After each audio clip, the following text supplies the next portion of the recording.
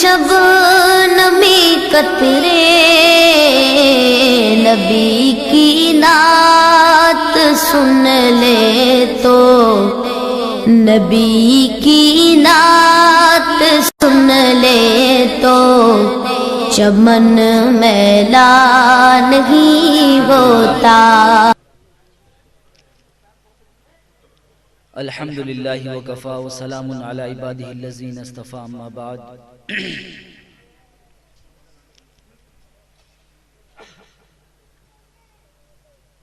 रब्बी इश्रह ली सदरी व यस्सिर ली अमरी वहलुल उक़दतम मिन लिसानी यफ़क़हू क़ौली। रब्बी ज़िदनी इल्मा, रब्बी ज़िदनी इल्मा, रब्बी ज़िदनी इल्मा।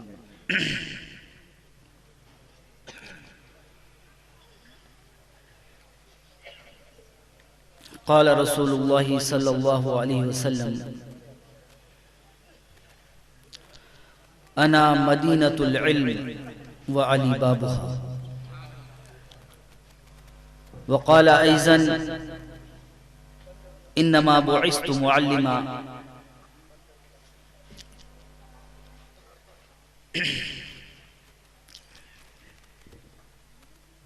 यहाँ पर मौजूद तमाम अहले जबलपुर, ये जो मोबाइल की लाइट जो है ये बंद कर लीजिए। ये सब तमाम अहले जबलपुर को यहाँ पर इस मजलिस में शिरकत के लिए मैं मुबारकबाद देता हूँ और आपका खैर मकदम करता हूँ। हजरात, आप बड़ी तादाद में यहाँ पर मौजूद हैं।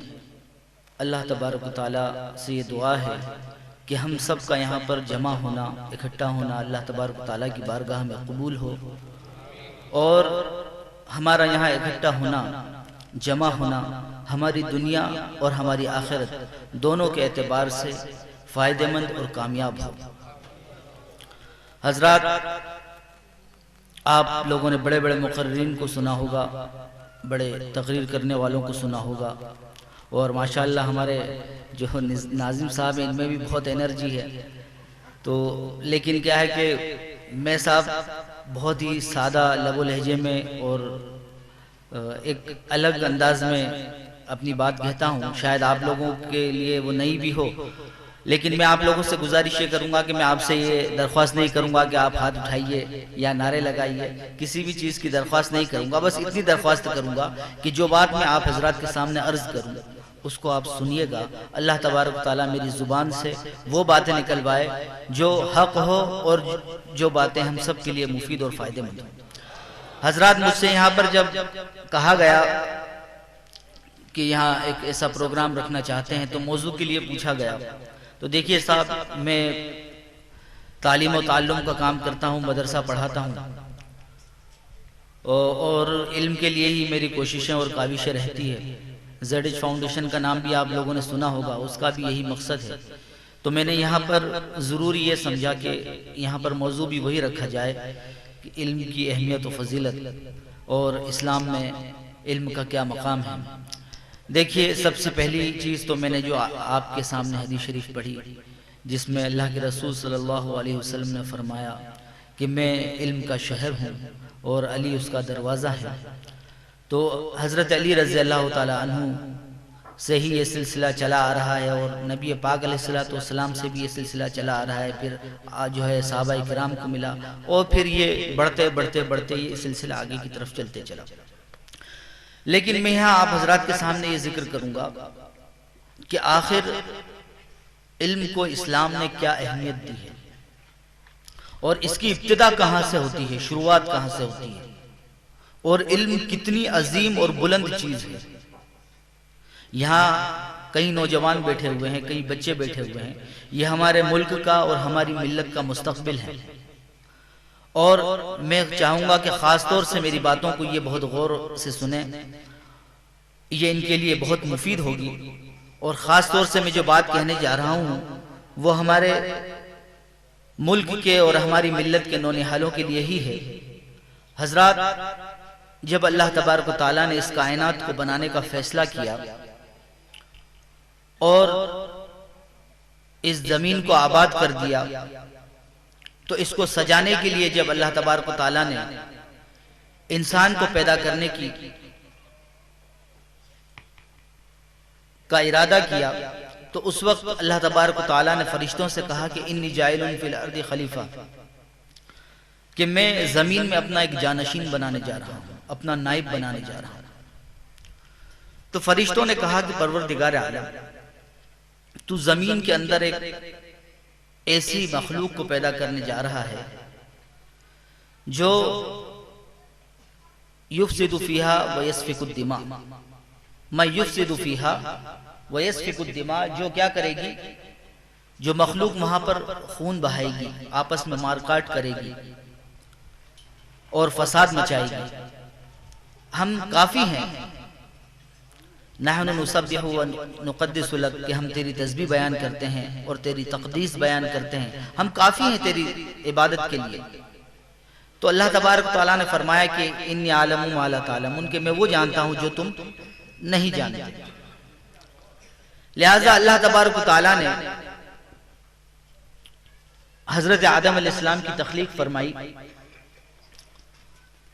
और तख्लीक फरमाने के बाद अब देखिए हजरत इंसान को बुलंद तरीन मर्तबा देना था, और बुलंद तरीन मर्तबा जिस चीज से हासिल हुआ हजरत इंसान को, अशरफुल मखलूकात जो बना इंसान, वो कहां से बना? अल्लाह तबारक व तआला ने इंसान को पैदा किया और फरिश्तों से यह कहा कि तुम वो नहीं जानते जो मैं जानता हूं। और उसके बाद कुछ चीजों के नाम जो है अल्लाह तबारक व तआला ने फरिश्तों से पूछे, कुछ सवालात किए, ये बता दो वो बता दो। उन्होंने कहा कि ला इल्मा लना इल्ला मा अल्लमतना, हमारे पास तो इतना ही इल्म है जितना तूने हमें दिया और हम नहीं जानते इसके बारे में। तो कहा कि देखो आदम जो है, ये मखलूक जिसको तुम कह रहे हो कि खून बहाएगी और फसाद बर्पा करेगी, ये देखो बताएगा। लिहाजा मुकाबला हो रहा है, मुसाबका हो रहा है इल्म का, इम्तिहान हो रहा है इल्म का। अब हजरत आदम अलैहिस्सलाम का इम्तिहान है। अल्लाह तबारक व तआला ने वो तमाम चीजों का नाम और तमाम चीजों का इल्म अल्लाह तबारक व तआला ने जो पूछनी थी वो हजरत आदम अलैहिस्सलाम को दे दिया। और उसके बाद पूछा कि अच्छा फरिश्ते नहीं बता पाए, चलो कोई बात नहीं, अच्छा आदम बताओ। वो अल्लम आदम अस्मा कुल्लहा, कि अब आदम बताओ। अब हजरत आदम अलैहिस्सलाम ने वो तमाम चीजों के नाम गिना दिए। जब हजरत आदम अलैहिस्सलाम ने वो तमाम चीजों के नाम गिना दिए और इस तरीके से वो फरिश्तों के मुकाबले में आलिम साबित हुए, तो अल्लाह तबारक व तआला ने हजरत आदम अलैहिस्सलाम को, जब बच्चा कामयाब हो जाता है तो उसको इनाम मिलता है ना। हम देखते हैं कि दुनिया में अगर कोई अच्छे इम्तिहान में कामयाब हो जाए तो स्कूल वाले और मदरसे वाले बाकायदा सर्टिफिकेट देते हैं और आपका शील्ड वगैरह देते हैं। तो अल्लाह तबारक व तआला भी अब इनाम दे रहा है हजरत आदम अलैहिस्सलाम को। लिहाजा हजरत आदम अलैहिस्सलाम को यह इनाम दिया गया कि तमाम फरिश्तों को यह हुक्म दिया गया कि तुम आदम को सजदा करो। फसजदल मलाइका, तो सब के सब फरिश्तों ने सजदा किया हजरत आदम अलैहिस्सलाम को, और सबसे पहले सजदा हजरत इसराफील अलैहिस्सलाम ने किया। हजरत इसराफील अलैहिस्सलाम ने सबसे पहले सजदा किया, उनके बाद हजरत जिब्राइल अलैहिस्सलाम ने सजदा किया और उसके बाद बाकी फरिश्तों ने सजदा किया। और हजरत इसराफील अलैहिस्सलाम को सबसे पहला सजदा करने के एवज में उनकी पेशानी पर पूरे कुरान मजीद को लिख दिया गया बतौर इनाम। अब देखिए हजरत आदम अलैहिस्सलाम को जो बरतरी हासिल हुई, जो बुलंदी हासिल हुई कि वो मस्जिदुल मलाइका बन गए, फरिश्तों ने उनको सजदा किया, ये शरफ उनको किस चीज से हासिल हुआ? इल्म की बुनियाद पर। इल्म की बुनियाद पर अल्लाह तबारक व तआला ने ये शरफ और ये फजीलत हजरत आदम अलैहिस्सलाम को दी, और इल्म वालों का इकराम करने वालों के लिए भी अल्लाह तबारक व तआला ने फजीलत रखी। लिहाजा आलिम का तो इकराम किया ही गया, लिहाजा अल्लाह तबारक व तआला ने ये चीज भी मुकद्दर कर दी कि आलिम का तो इकराम होगा, इल्म वाले का इकराम होगा, लेकिन जो उलमाए किराम का इकराम करेगा अल्लाह तबारक व तआला उनको भी इनामात से नवाजेगा। लिहाजा हजरत इसराफील अलैहिस्सलाम की पेशानी पर पूरा कुरान मजीद लिखवा दिया गया बतौर इनाम के। अब देखिए कहां यह खाक का पुतला था और कहां वो नूरानी मखलूक थी, लेकिन अल्लाह तबारक व तआला ने एक इल्म की बुनियाद पर हजरत आदम अलैहिस्सलाम को फरिश्तों से अफजल और मुकर्रम बना दिया। हजरत यहां पर जो मैंने आयत छोटी सी पढ़ी हुआ अल्लमा आदमा अस्मा कुल्लहा, इसके अंदर बहुत सारी चीजें छुपी हुई हैं, वो मैं इंशाल्लाह आगे थोड़ा सा उसका जिक्र करूंगा। देखिए जितने भी अंबिया किराम इस दुनिया के अंदर आए उन सबको अल्लाह तबारक व तआला ने किसी खास इल्म के साथ इस दुनिया में भेजा। हजरत आदम अलैहिस्सलाम को सनात, हिरफत और ज़राअत का इल्म अल्लाह तबारक व तआला ने देकर इस दुनिया में भेजा, यानी कारीगरी का इल्म है और खरीद व फरोख्त का इल्म है और खेती का इल्म है, एग्रीकल्चर का इल्म है। तो ये चीजें, इस चीज का इल्म अल्लाह तबारक व तआला ने हजरत आदम अलैहिस्सलाम को दिया और उन्होंने फिर अपनी नस्ल को ये सब चीजें सिखाई। यहां पर जो एक आयत मैंने पढ़ी थी वो अल्लमा आदमा अस्मा कुल्लहा, जितने भी लोग मोबाइल इस्तेमाल करते हैं, कंप्यूटर वगैरह पर बैठते हैं, ऑपरेटर हैं कंप्यूटर के या जो कुछ भी हैं, आप सब लोग जानते होंगे अच्छी तरीके से इस बात को। और एक हदीस शरीफ आप लोगों ने सबने सुनी होगी कि एक अहद अल्लाह तबारक व तआला ने इंसानों को की पैदाइश से पहले लिया था, जिसको अहद अलस्त कहा जाता है।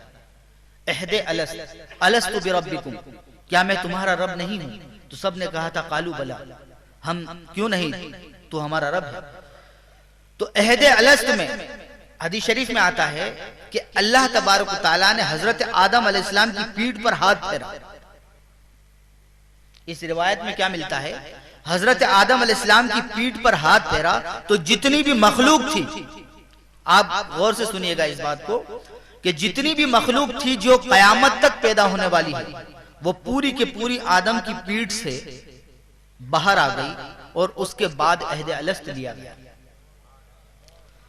अब आज के दौर में, उस दौर में अगर ये बातें कही जाती होगी तो मुमकिन है लोगों के लिए समझना बड़ा मुश्किल होता होगा, लेकिन आज हम सॉफ्टवेयर हार्डवेयर को अच्छी तरीके से जान चुके हैं।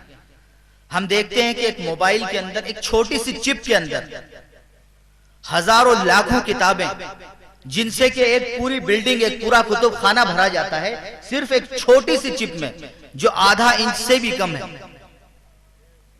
उस चिप के अंदर पूरा कुतुब खाना आ जाता है। तो ये किस चीज से मुमकिन हुआ? सॉफ्टवेयर के जरिए से मुमकिन हुआ। लिहाजा सॉफ्ट शक्ल में, रूह की शक्ल में, रूह एक सॉफ्टवेयर है और हमारा जिस्म जो है हार्डवेयर है, जिसके ऊपर रूह के सॉफ्टवेयर को इंस्टॉल कर दिया जाता है तो इंसान जानदार हो जाता है, और इसी सॉफ्टवेयर को अनइंस्टॉल कर दिया जाता है, इंसान बेजान हो जाता है, रूह निकल के चली जाती है। तो जिस तरीके से हम मोबाइल के अंदर सॉफ्टवेयर की शक्ल में एक फोल्डर के अंदर हजारों फोल्डर बना लेते हैं, एक फोल्डर के अंदर दूसरा, दूसरे के अंदर तीसरा, तीसरे के अंदर चौथा, हर एक में हम खोलते जाएंगे, बनाते जाएंगे तो बनते चले जाएंगे। इसी तरीके से हजरत आदम अलैहिस्सलाम एक, और उनके अंदर तमाम रूहों के सॉफ्टवेयर को अल्लाह तबारक तआला ने मुकम्मल तौर पर रख दिया था, और वही हजरत आदम की पीठ से उस वक्त निकले। तो इसी तरीके से, जिस तरीके से अहद अलस्त में पूरी मखलूक वहां पर मौजूद थी,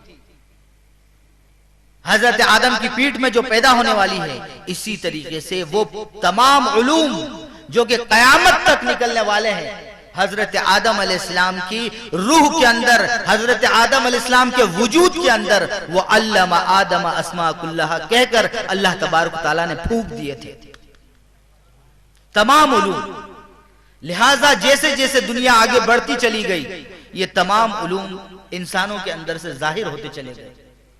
इंसान ने खेती का इल्म सीखा, इंसान ने कपड़ा बनाने का इल्म सीखा, और इसी तरीके से मुख्तलिफ किस्म की चीजें इंसान करता चला गया, और वो तमाम उलूम अल्लाह तबारक तआला ने इब्तिदाए आलम में ही और इंसान की इब्तिदाई दौर के अंदर ही आदम अलैहिस्सलाम के अंदर फूंक दिए थे। खैर अभी तो न जाने इतने उलूम हम इस दुनिया के अंदर देख रहे हैं। आज साइंस और टेक्नोलॉजी ने कहां कितनी तरक्की कर ली है। इंसान जो है चांद पर पहुंच चुका है और हवाओं में उड़ रहा है, जमीन की तहों में जा रहा है। ये सब साइंसी तरक्कियां हुई, ये सारे उलूम जो जाहिर हुए, ये सब के सब आदम अलैहिस्सलाम की पीठ के अंदर अल्लाह तबारक व तआला ने फूंक दिए थे। तो मेरे मोहतरम बुजुर्ग और दोस्तों, ये उलूम अल्लाह तबारक व तआला की तरफ से आए हुए हैं, जितने भी उलूम इस दुनिया के अंदर हैं, और वो हम सब की तख्लीक के अंदर अल्लाह तबारक व तआला ने हमारी फितरत के अंदर उनको उतार दिया है। हजरत आदम अलैहिस्सलाम के बाद हजरत इदरीस अलैहिस्सलाम इस दुनिया में आए,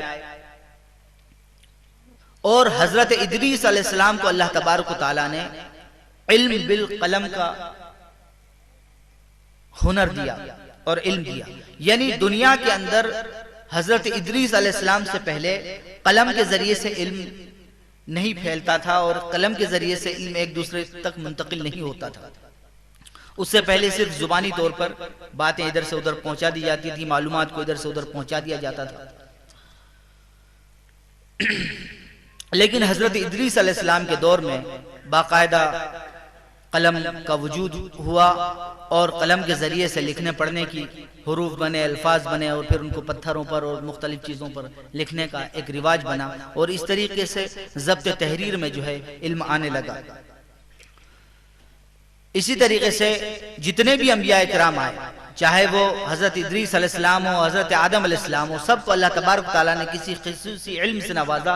इसी तरह से हजरत नूह अलैहिस्सलाम को अल्लाह तबारक व तआला ने हलाल और हराम का इल्म दिया, और कश्ती से जो है लकड़ी से कश्ती वगैरह बनाने का इल्म दिया, और उन्होंने कश्ती भी बनाई लकड़ी से, और उसको जो है समंदर के अंदर चलाया, एक तूफान के अंदर चलाया, और अल्लाह तबारक व तआला ने उनको जो है हलाल और हराम का इल्म दिया, यानी कि शरीयत की इब्तिदा का इल्म दिया। लिहाजा बाकायदा शरीयत की जो इब्तिदा शुरू हुई वो हजरत नूह अलैहिस्सलाम से हुई। उससे पहले जो है शरीयत का कोई मसला नहीं था। हजरत नूह अलैहिस्सलाम को हलाल और हराम का इल्म दिया गया, ये बिल्कुल इब्तिदाई जमाना था, और इस वक्त शरीयत जो थी वो अपने बिल्कुल नाकिस पैराए के अंदर थी, अपने नाकिस शक्ल के अंदर थी, मुकम्मल शक्ल के अंदर नहीं थी। जैसे जैसे अंबिया इकराम आगे बढ़ते चले गए, शरीयत भी जो है अपनी तकमील के मरहले को मुकम्मल करती चली गई, और यहां तक के सरवर कायनात हजरत मोहम्मद मुस्तफ़ा सल्लल्लाहु अलैहि वसल्लम की शरीयत पर आकर ये शरीयत जो है मुकम्मल हो गई। खैर अल्लाह तबारक तआला ने इन नबियों को अपने अपने दौर में उलूम देकर और उलूम के जरिए से मुख्तलिफ बुलंदियां अता फरमाई और मुख्तलिफ बादशाहतें अता फरमाई। हजरत यूसुफ अलैहिस्सलाम को अल्लाह तबारक तआला ने ख्वाबों की ताबीर का इल्म अता फरमाया। हजरत यूसुफ अलैहिस्सलाम के बारे में आप सब जानते होंगे अच्छी तरह से इस बात को कि वो बहुत खूबसूरत थे, और उनका जो है मिस्ल कोई नहीं खूबसूरती में, लाजवाब थे वो। लेकिन आप देखिए एक बात कि हजरत यूसुफ अलैहिस्सलाम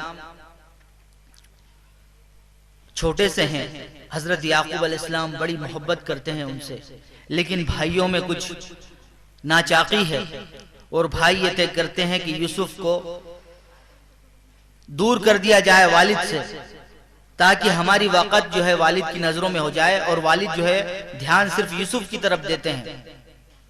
लिहाजा भाइयों ने यूसुफ को कहां डाल दिया? कुएं के अंदर डाल दिया। और जब कुएं से निकला ये हुस्न, देखिए हुस्न तो बेहिसाब था, लाजवाब था, उसकी कोई मिसल नहीं, कोई मिसाल नहीं। लेकिन कुरान मजीद उसके बारे में क्या कह रहा है?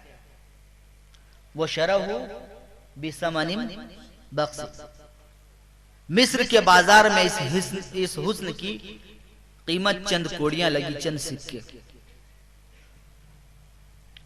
चंद सिक्कों में यह हुस्न बिक गया मिस्र के बाजार में, जिसका कुरान मजीद ने जिक्र किया।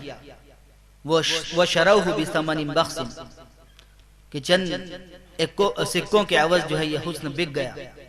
लेकिन आप ये देखिए कि यह हुस्न जब मुख्तलिफ मराहिल से गुजरता है और कैद खाने में पहुंचता है, और कैद खाने में हजरत यूसुफ अलैहिस्सलाम के साथ जुलेखा का जो वाक़या है आप लोगों ने सुना होगा कि उसने जो है बुरी नीयत की और अल्लाह तबारक ताला ने आपकी हिफाजत फरमाई, आपने माज़ अल्लाह फरमाया और आपको अल्लाह तबारक ताला ने बचाया। लेकिन इसके एवज में आखिरकार आपको जेल जाना ही पड़ा।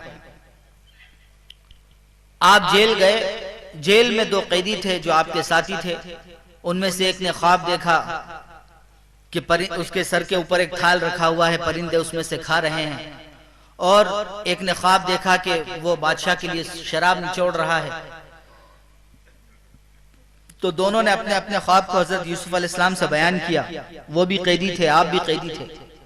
हजरत यूसुफ अलैहिस्सलाम ने कहा कि हाँ, मैं तुम्हें इसकी ताबीर बताऊंगा। अल्लाह तबारक ताला ने मुझे ख्वाबों की ताबीर का इल्म दिया है। लिहाजा उससे एक से कहा कि तुझे तो फांसी हो जाएगी जिसके सर पे से परिंदे खा रहे थे, और दूसरे से कहा जो शराब निचोड़ रहा था कि तू बादशाह का साकी बन जाएगा। खैर मामला भी वैसा ही हुआ। लिहाजा जब बादशाह ने ख्वाब देखा मिस्र के साथ सूखी बालियां साथ हरी बालियों को खा रही है और साथ दुबली पतली गायें साथ मोटी गायों को खा रही है, तो उसके इस ख्वाब से वो बेचैन हो गया। उसने बड़े बड़े ख्वाब के मुअब्बिरों को बुलाया, उन्होंने ताबीर दी। किसी ने कहा कि बादशाह सलामत, ऐसे ही ख्वाब भी आ जाते हैं, ख्वाब की ताबीर नहीं होती है। और किसी ने क्या कहा, किसी ने क्या कहा, लेकिन किसी की बात से उसको इत्मीनान नहीं हुआ। हजरत यूसुफ अलैहिस्सलाम ने जिसके ख्वाब की ताबीर में कहा था कि तू बादशाह का साकी बन जाएगा, उसको याद आया कि कैद खाने में एक ऐसा शख्स है जो ख्वाब की इतनी सही ताबीर देता है। उसने मुझे कहा था कि तू साकी बन जाएगा, लिहाजा मैं बादशाह का साकी बन गया। और जिससे कहा था कि तुझे फांसी हो जाएगी, उसको फांसी हो गई। लिहाजा उससे अच्छा ताबीर देने वाला कोई नहीं हो सकता। उसने बादशाह से कहा कि बादशाह सलामत, कैद खाने में एक ऐसा ताबीर देने वाला है और उसी ने मुझे ताबीर दी थी और मैं आपका साकी बन गया। आप उससे बुलाकर इस ख्वाब की ताबीर पूछिए। बादशाह सलामत हजरत यूसुफ अलैहिस्सलाम को बुलाते हैं और पूछते हैं इस ख्वाब की ताबीर को। तो हजरत यूसुफ अलैहिस्सलाम कहते हैं कि हाँ, मैं आपको बताऊंगा। और फिर उसके बाद हजरत यूसुफ अलैहिस्सलाम ख्वाब की ताबीर बताते हैं कि कहत साली होगी 7 सालों तक। 7 सालों तक तो पहले खूब सरसब्ज और शादाब हो जाएगा आपका इलाका, खूब बारिशें होगी, जमीन खूब फसलें उगाएगी। लेकिन फिर उसके बाद एक ऐसी कहत साली होगी कि 7 साल तक जो है जमीन पानी को तरस जाएगी, एक बूंद जो है आसमान पानी न बरसाएगा। लिहाजा उनकी ये ताबीर जब वो सुनता है तो उसके दिल को बड़ा इत्मीनान होता है और लगता है कि नहीं, यकीनन यही उस ख्वाब की ताबीर है। उसका दिल इस बात का इकरार कर लेता है और इस इल्म का जो इनाम हजरत यूसुफ अलैहिस्सलाम को मिलता है कि जब तक हुस्न था तो हुस्न जो है चंद सिक्कों के एवज बिक गया। जब इल्म आया तो अल्लाह तबारक तआला ने तमाम खजानों की चाबी उनके हाथों में दे दी। लिहाजा बादशाह ने आपको जो है इजअलनी अला खजाइनिल अर्ज़, उन्होंने कहा कि मुझे तुम खजानों के ऊपर, जमीन के तमाम खजानों के ऊपर मुकर्रर कर दो। लिहाजा बादशाह ने तमाम जो है खजाने की चाबियां उनको दे दी और तमाम के जो है खजाने के मालिक एक तरह से वो हो गए और सबकी चाबियां उनके पास आ गई। खैर, तो हजरत यूसुफ अलैहिस्सलाम के पास इतना बड़ा कमाल था हुस्न का, लेकिन वो काम नहीं आया। लेकिन जब इल्म आया तो इल्म ने बरतरी अता कर दी, बरतरी दी। तो मेरे मोहतरम बुजुर्गों और दोस्तों, मेरे नौनिहालों, इल्म बहुत बड़ी नेमत है अल्लाह तबारक तआला की। अल्लाह के रसूल सल्लल्लाहु अलैहि वसल्लम ने फरमाया कि तुमको अगर इल्म हासिल करने के लिए चीन जाना पड़े तो चीन जाओ। उस जमाने में अरब से चीन जाना एक बहुत बड़ी बात हुआ करती थी। अरब से चीन जाना बहुत बड़ी बात होती थी, बहुत आसान बात नहीं थी, बल्कि नामुमकिन सा समझा जाता था। तो उस जमाने में अल्लाह के रसूल सल्लल्लाहु अलैहि वसल्लम ने फरमाया कि अगर इल्म हासिल करने के लिए चीन जाना पड़े तो भी जाओ और इल्म हासिल करो। हजरात, ये इल्म वो चीज है कि वलियों को नबियों पर जो है हाकिम बना देता है और नबियों का उस्ताद बना देता है। वलियों को नबियों का उस्ताद बना देता है। इल्म, हजरत मूसा और खिजर का वाकया आप लोगों ने सुना है कि नहीं सुना? हजरत खिजर अलैहिस्सलाम को औलियाए किराम में वो मर्तबा हासिल है जो कि 14वीं के चांद का जो है सितारों में मर्तबा है। बहुत बड़ा मर्तबा औलियाए किराम में हजरत खिजर अलैहिस्सलाम रखते हैं। हजरत मूसा अलैहिस्सलाम अपनी कौम में खड़े हुए तकरीर कर रहे थे, तो एक शख्स ने सवाल पूछ लिया कि हजरत सबसे बड़ा आलिम कौन है? तो हर वक्त में जो नबी होता है वक्त का और दौर का, वही सबसे ज्यादा इल्म रखने वाला होता है। लिहाजा हजरत मूसा अलैहिस्सलाम ने कहा कि मैं सबसे ज्यादा अना आलम, मैं सबसे ज्यादा जानने वाला हूं। तो अल्लाह तबारक व तआला की तरफ से वही नाजिल हुई कि मूसा, तुमने ये कैसे कह दिया कि मैं सबसे ज्यादा जानने वाला हूं? तुम्हें इसकी निस्बत अल्लाह की तरफ से करनी थी कि सबसे बड़ा जो है जानकार, सबसे बड़ा जानने वाला तो अल्लाह तबारक व तआला है। लिहाजा अब तुम्हें इसकी सजा में तुम्हें ये बताते हैं हम कि हमारे कुछ ऐसे बंदे भी हैं जो तुमसे भी ज्यादा इल्म रखते हैं। लिहाजा जाओ मजमाउल बहरैन पर, दो दरियाओं के संगम पर, और वहां पर तुम्हें मेरा एक बंदा मिलेगा और तुम उससे मुलाकात करो और उसके साथ रहो। हजरत मूसा अलैहिस्सलाम को जब यह हुक्म होता है तो मूसा अलैहिस्सलाम पूछते हैं कि परवरदिगार,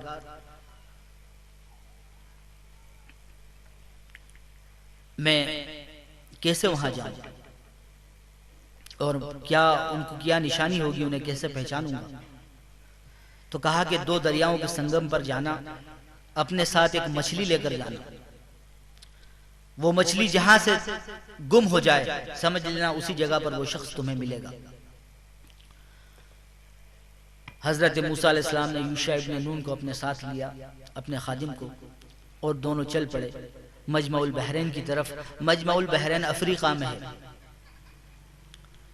मजमाउल बहरैन कहाँ है? अफ्रीका में है, जहां पर दो दरियाओं का संगम है। खैर, तो हजरत मूसा अलैहिस्सलाम और यूशा इब्न नून दोनों चल पड़े, साथ में एक मछली रख ली। अब चलते चलते चलते चलते रास्ते में थक गए। एक चट्टान नजर आई। हजरत मूसा अलैहिस्सलाम ने कहा कि आओ थोड़ी देर आराम कर लेते हैं, कुछ खा पी लेते हैं। साथ में खाने पीने का सामान भी लेकर गए थे। लिहाजा वहां चट्टान के करीब बैठे और अपना तोशा वगैरह निकाला, खाया पिया, और उसके बाद मूसा अलैहिस्सलाम थोड़ी देर टिक कर आराम करने लगी। थोड़ा आराम कर लें, फिर चलते हैं आगे। अचानक क्या हुआ कि हजरत मूसा अलैहिस्सलाम की आंख लग गई, और जब आंख आपकी खुली तो आप फौरन उठे और यूशा इब्न नून से कहा कि अरे जल्दी चलो, हम लोग कितनी देर सो लिए, कितनी देर आराम कर लिया, आगे चलना है, हमें उस शख्स से मुलाकात करनी है। अब ये दोनों आगे चल पड़े और रास्ते में हजरत मूसा अलैहिस्सलाम ने यूशा इब्न नून से पूछा कि भाई वो मछली कहाँ गई? कहा कि अरे वो मछली तो हजरत मैं आपको बताना ही भूल गया। वो मछली जहां हम लोग ठहरे थे वहीं पर धीरे से थैली में से निकली और वो तो दरिया में उतर गई और रवाना हो गई वो तो कहा कि चलो वापस उसी जगह पर वो शख्स मिलेगा। अब दोनों अपने कदमों के निशानात देखते हुए वापस उसी जगह पर आए तो क्या देखते हैं कि उसी चट्टान के ऊपर एक शख्स चादर के अंदर लिपटा हुआ बैठा हुआ है। हजरत मूसा अलैहिस्सलाम सलाम करते हैं तो हजरत खिजर जवाब कहते हैं कि किस सरजमीन का सलाम है? तो कहा कि मैं मूसा हूं। कहा कौन से मूसा? बनी इस्राइल वाले मूसा। कहा कि हाँ वही मूसा बनी इस्राइल वाला। कहा कि क्यों आए हो? फिर बताया कि मुझे हुक्म हुआ है। कहा कि इन्नका लन तस्ततिअ मई सब्रा, मूसा तुम मत रहो मेरे साथ, तुम चले जाओ, तुम मेरे साथ सब्र नहीं कर पाओगे। कहा कि नहीं नहीं मैं रहूंगा, आप क्यों घबरा रहे हैं? बिल्कुल मैं आपके साथ रहूंगा और ऐसी कोई बात पेश नहीं आएगी।